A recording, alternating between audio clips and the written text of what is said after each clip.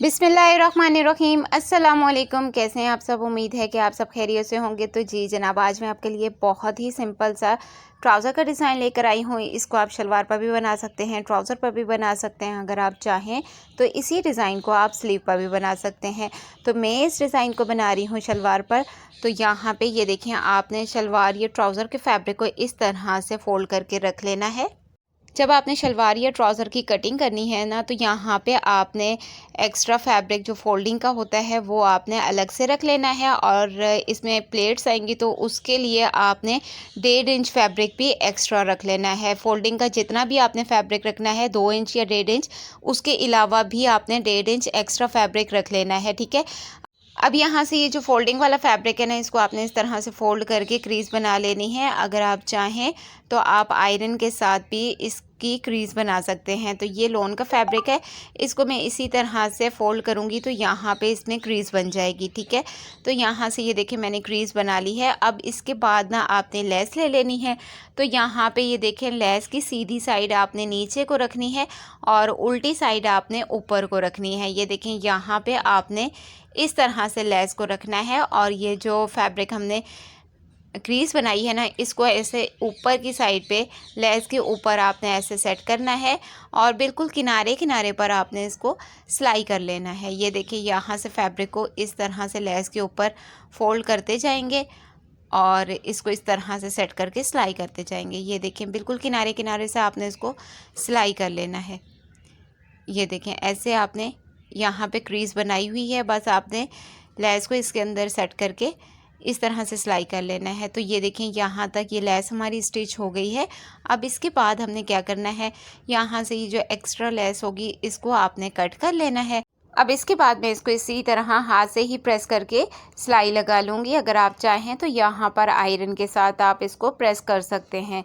तो यहाँ पे ये देखें, इस तरह से मैंने इसे प्रेस कर लिया है और किनारे किनारे पर मैंने इसको सिलाई कर लिया है। अब इसके बाद ना यहाँ पे मैंने प्लेट्स डाल दी हैं। तो यहाँ पे ये देखें, इस तरह से मैंने इसमें, ये देखें, यहाँ से 2 पॉइंट की मैंने इसमें प्लेट डालनी है। तो ये देखें, थोड़ी चौड़ी वाली पेंटेक्स इस पर मैंने इस तरह से डाल लेनी है। यहाँ से ऐसे हमने क्रीज़ बना लेनी है।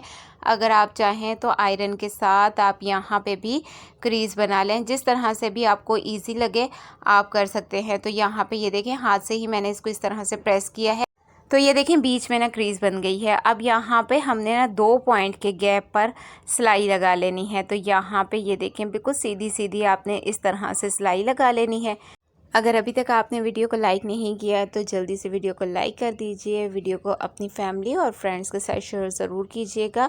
तो यहाँ पर आप ये देखें, इस तरह से ये सिलाई हमने कंप्लीट कर ली है। अब इसके बाद हमने एक प्लेट और डालनी है। तो यहाँ से फैब्रिक को आपने 1/2 इंच इस तरह से फ़ोल्ड करना है। ये देखें, यहाँ से आपने इसको इस तरह से सेट करना है और यहाँ से ये देखें, 1/2 इंच फैब्रिक को आपने फ़ोल्ड करना है। और जिस तरह से हमने पहले क्रीज़ बनाई थी ना, बिल्कुल सेम उसी तरह से 1/2 इंच फैब्रिक को फ़ोल्ड करके हमने क्रीज़ बना लेनी है। और यहाँ से हमने ये देखें, पहले की तरह से ही सिलाई स्टार्ट करनी है। 2 पॉइंट के गैप पर हमने सिलाई लगा लेनी है।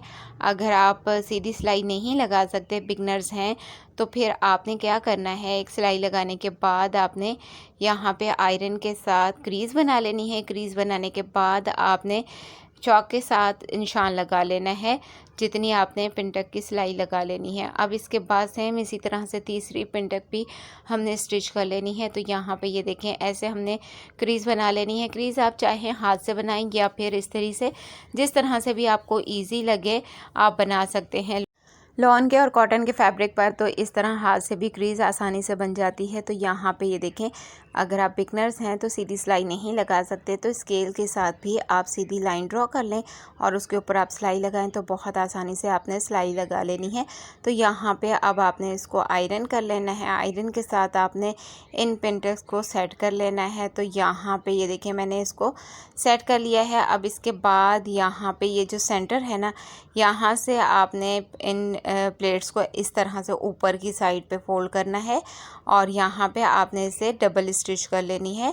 ये देखें, इस तरह से आपने इसको डबल स्टिच कर लेनी है। सिलाई के ऊपर सिलाई आनी चाहिए। अब यहाँ से आपने धागे को कट कर लेना है और यहाँ पे अगर आप चाहें तो एक एक पिंटेक्स पर एक एक मोती भी लगा सकती हैं। तो ये था हमारा आज का डिज़ाइन। मुझे उम्मीद है कि आपको आज का डिज़ाइन पसंद आया होगा। वीडियो पसंद आए तो आपने लाइक ज़रूर करना है। मुझे दीजिए इजाज़त। अल्लाह हाफ़िज़।